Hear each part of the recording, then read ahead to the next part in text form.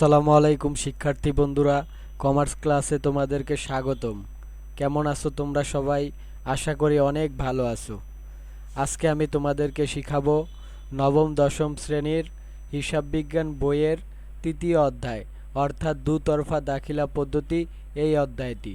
ইতিমধ্যে এই অধ্যায়ের ওপর আমি একটা ক্লাস নিয়ে নিয়েছি। তোমরা যারা দেখো নাই অবশ্যই এই ক্লাসটা দেখে নেবে। আজকে আমাদের দ্বিতীয় ক্লাস। তাহলে আজকের ক্লাস শুরু করা যাক। তো প্রথম ক্লাসে আমরা দেখিয়েছিলাম কিভাবে লেনদেনগুলোর ডেবিট ক্রেডিট অথবা ডেটর ক্রেডিটর নির্ণয় করা যায়।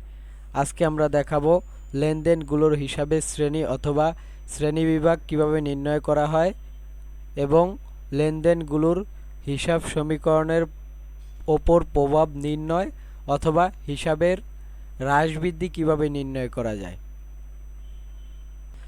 হিসাবের শ্রেণীবিভাগ নির্ণয় করতে হলে আমাদের প্রথমে 5টা হিসাব সম্পর্কে ধারণা রাখতে হবে। সেই 5টা হিসাব হলো সম্পদ, আয়, ব্যয়, দায়, মালিকানা সত্ত্ব। এই 5টা হিসাবগুলো কি কি সেগুলো আমরা দেখে নেব। তারপর হিসাব সমীকরণের উপাদানের ওপর প্রভাব নির্ণয় করতে গেলে আমাদের হ্রাস বৃদ্ধি সম্পর্কে ধারণা থাকতে হবে। সেই হ্রাস বৃদ্ধি সম্পর্কে আমরা ধারণা নেব ইনশাল্লাহ। প্রথমে আছে আয়সমূহ। এখানে আয়সমূহ বলতে বিক্রয়, ক্রয় ফেরত অথবা বই ফেরত, ক্রয় বার্তা, বিনিয়োগের সুদ, অনাদায়ী দেনা সঞ্চিতি, সুদ প্রাপ্তি, এরকম কিছু হিসাবসমূহকে বুঝিয়েছে। তারপরে আছে ব্যয়সমূহ। ব্যয়সমূহের মধ্যে আছে ক্রয় হিসাব, ক্রয় পরিবহন, আন্তঃপরিবহন, প্রারম্ভিক মজুত পণ্য, এরকম বিভিন্ন ব্যয় হিসাব আছে। সম্পদসমূহের মধ্যে আছে নগদান, হাতে নগদ, নগদ তহবিল, প্রাপ্য সুদ, অনাদায়ী সুদ, এরকম কিছু সম্পদসমূহ আছে। এইগুলো তোমরা অবশ্যই নোট করে রাখবা অথবা স্ক্রিনশট দিয়ে রাখবা। আর অবশ্যই এইগুলো তোমরা মনে রাখবা হিসাবগুলো, কারণ প্রত্যেকটা অঙ্ক করতে গেলে এই হিসাবের প্রয়োজন পড়ে। তারপরে আছে দায়সমূহ। দায়সমূহের মধ্যে আছে বকেয়া মজুরি, বকেয়া বেতন, বকেয়া ভাড়া, বকেয়া সুদ, বকেয়া কমিশন, এরকম বিভিন্ন দায়সমূহ আছে। তারপর আছে মালিকানা সত্ত্বসমূহ। মালিকানা সত্ত্বসমূহের মধ্যে পড়ে মূলধন, অতিরিক্ত মূলধন, উত্তোলন, আয়কর, জীবন বীমা প্রিমিয়াম। এখানে জীবন বীমা প্রিমিয়াম বলতে উত্তোলনকে বোঝানো হয়েছে। এই 5টা হিসাবের পাশাপাশি কিছু সঞ্চিত তহবিল আছে, যে অঙ্কগুলো অন্যান্য চ্যাপ্টারে হয়তো তোমাদের প্রয়োজন পড়বে। এগুলো তোমরা নোট করে রাখবা অথবা স্ক্রিনশট দিয়ে রাখবা। আর অবশ্যই প্রত্যেকটা হিসাবগুলো তোমরা মনে রাখবা, কারণ আমি আবারও বলছি, সামনে যেই সব অঙ্ক করবা প্রত্যেকটা অঙ্কের ক্ষেত্রে এই হিসাব 5টা সমূহ লাগবেই লাগবে। এই কারণে অবশ্যই এইগুলো মুখস্থ করে রাখবা। তারপরে আছে হ্রাস বৃদ্ধি। হ্রাস বৃদ্ধির মধ্যে সম্পদের সংকেত হচ্ছে এ, দায়ের সংকেত হচ্ছে এল এবং আয় ব্যয় মালিকানা সত্ত্ব, এই 3 হিসাবের সংকেত হচ্ছে ওই।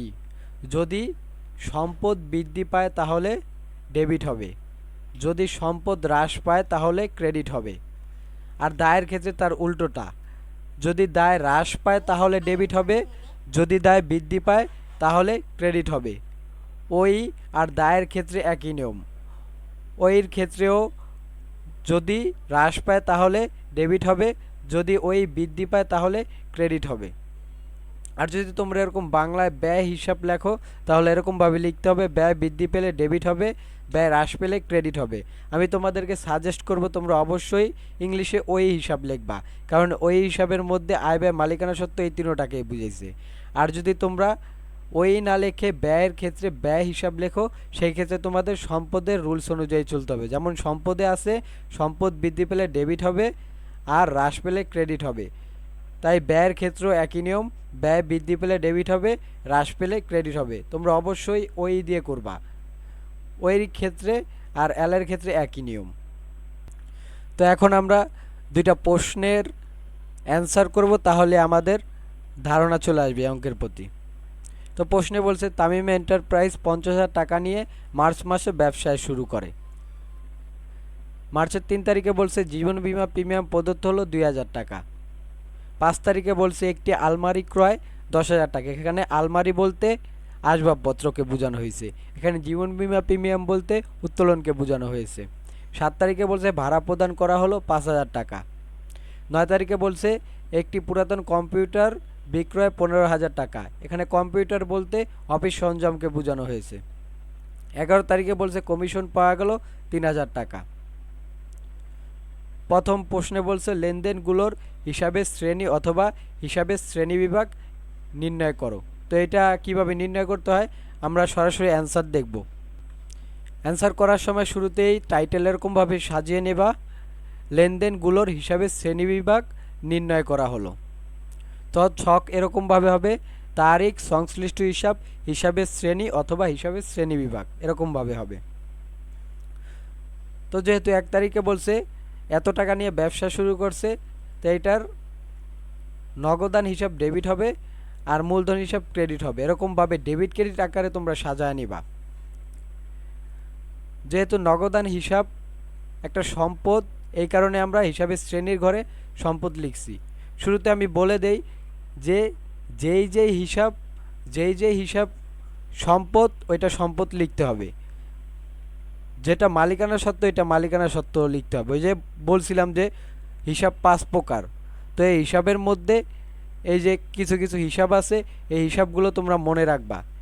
এই হিসাবগুলো মনে রাখলে তোমরা শুরুতেই সহজেই চিনতে পারবা যে কোনটা ব্যয় হিসাব, কোনটা আয় হিসাব, কোনটা সম্পদ হিসাব, কোনটা দায় হিসাব, কোনটা মালিকানা সত্ত্ব হিসাব। তাহলেই তোমাদের জন্য এই অঙ্কটা অনেক সহজ হয়ে যাবে। আশা করি বুঝতে পারছো কথাটা। তো যেহেতু নগদান হিসাব একটা সম্পদ হিসাব, এই কারণে হিসাবের শ্রেণীর ঘরে আমরা লিখছি সম্পদ। এই অঙ্কের নিয়মই হচ্ছে এইটা, কোনটা কোন হিসাব সেটা বের করা। মূলধন যেহেতু একটা মালিকানা সত্ত্ব হিসাব, এই কারণে হিসাবের শ্রেণীর ঘরে লিখছি আমরা মালিকানা সত্ত্ব। 3 তারিখে বলছে জীবন বীমা প্রিমিয়াম প্রদত্ত হলো 2000 টাকা। এখানে জীবন বীমা প্রিমিয়াম বলতে উত্তোলন, তাই উত্তোলন হিসাব হবে আর নগদান হিসাব হবে। ডেবিট ক্রেডিট যেরকমভাবে করো ওরকমভাবে সাজিয়ে নেবা। উত্তোলন হিসাব লিখছি, উত্তোলন হিসাব যেহেতু মালিকানা সত্ত্ব তাই হিসাবের শ্রেণীর ঘরে মালিকানা সত্ত্ব। নগদান যেহেতু ক্রেডিট হয়েছে নগদান হিসাব, নগদান যেহেতু সম্পদ হিসাব তাই হিসাবের শ্রেণীর ঘরে সম্পদ হিসাব।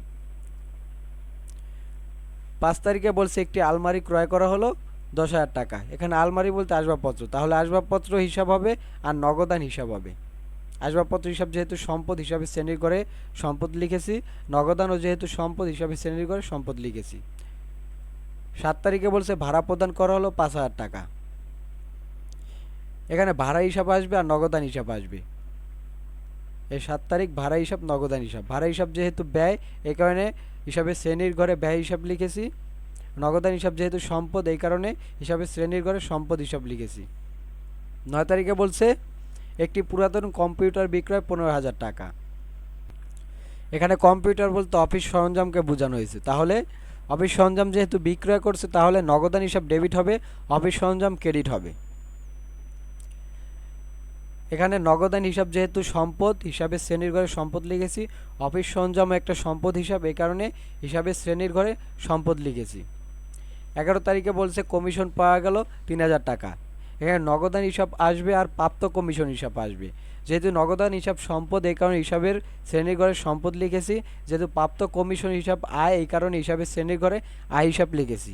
মূলত এইভাবে হিসাবের শ্রেণী নির্ণয় করা হয় অথবা শ্রেণীবিভাগ নির্ণয় করা হয়। শুরুতেই তোমাদের ডেবিট ক্রেডিট নির্ণয় করতে হবে। তোমরা যারা ডেবিট ক্রেডিট নির্ণয় করতে না পারো তাহলে অবশ্যই প্রথম ক্লাসটা দেখে নেবা। আমি প্রথম ক্লাসে খুব সহজভাবে কিভাবে ডেবিট ক্রেডিট নির্ণয় করা হয় সেটা সম্পর্কে শিখিয়ে দিয়েছি এবং ধারণা দিয়েছি।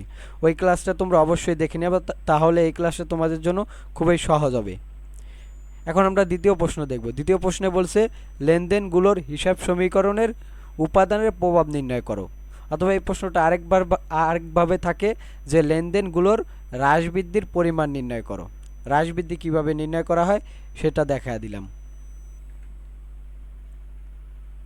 তো হ্রাস বৃদ্ধি নির্ণয় করতে হলে অবশ্যই এই হ্রাস বৃদ্ধির এই রুলসগুলো মেনে চলতে হবে। এই রুলসটা তোমরা অবশ্যই স্ক্রিনশট দিয়ে রাখো অথবা নোট করে রাখো আর অবশ্যই মনে রাখবা। এখন আমরা অঙ্ক সলভ করি। প্রথমে শিরোনাম সাজিয়ে নেবা, লেনদেনগুলোর হিসাব সমীকরণের উপর প্রভাব নির্ণয় করা হলো। অথবা হ্রাস বৃদ্ধি যদি বলতো তাহলে লেনদেনগুলোর হ্রাস বৃদ্ধি নির্ণয় করা হলো। ছক হবে এভাবে, তারিখ, সংশ্লিষ্ট হিসাব, হ্রাস বৃদ্ধি অথবা হিসাব সমীকরণের প্রভাব ও দিতে পারো, এই জায়গায় কোনো সমস্যা নেই। যেহেতু ব্যবসা শুরু করছে প্রথমে, এই কারণে নগদান হিসাব আসছে আর মূলধন হিসাব আসছে। নগদান হিসাব যেহেতু ডেবিট হয়েছে এই কারণে এ বৃদ্ধি পাইছে, আর যেহেতু মূলধন হিসাবও ক্রেডিট হয়েছে, এই কারণে ওইও বৃদ্ধি পাবে।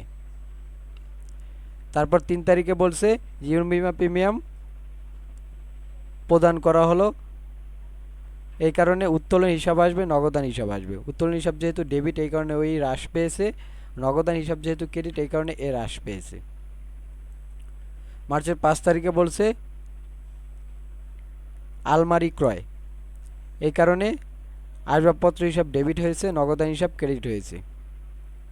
এ কারণে এ বৃদ্ধি পেয়েছে, এ হ্রাস পেয়েছে, যেহেতু দুটোটাই সম্পদ। মার্চের 7 তারিখে বলছে ভাড়া প্রদান করা হলো, এই কারণে ভাড়া হিসাব ডেবিট হবে, নগদান হিসাব ক্রেডিট হবে। ভাড়া যেহেতু ব্যয় হিসাব, এই কারণে ব্যয় বলতে ব্যয়, আয় আর মালিকানা সত্ত্ব বলতে আমরা ওইকে বুঝাই, এই কারণে ওই হ্রাস পেয়েছে।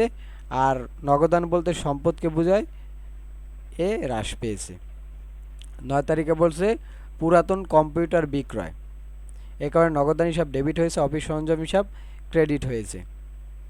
তো নগদান হিসাব যেহেতু সম্পদ, এই কারণে এ বৃদ্ধি পেয়েছে। অফিস সরঞ্জাম ও সম্পদ যেহেতু, এই কারণে এ হ্রাস পেয়েছে। 11 তারিখে বলছে কমিশন পাওয়া গেল, এই কারণে নগদান হিসাব ডেবিট হবে, আর প্রাপ্ত কমিশন হিসাব ক্রেডিট হবে। নগদান যেহেতু সম্পদ হিসাব, এই কারণে এ বৃদ্ধি পেয়েছে। প্রাপ্ত কমিশন অর্থাৎ আয় যেহেতু ওই হিসাব, এই কারণে ওইও বৃদ্ধি পেয়েছে। মূলত এইভাবে হ্রাস বৃদ্ধি অথবা হিসাব সমীকরণের উপাদানের উপর প্রভাব নির্ণয় এইভাবে করতে হয়। তো আজকের ক্লাস এই পর্যন্তই। তোমাদের কাছে যদি ভিডিওটি ভালো লেগে থাকে তাহলে অবশ্যই লাইক অ্যান্ড সাবস্ক্রাইব করবে।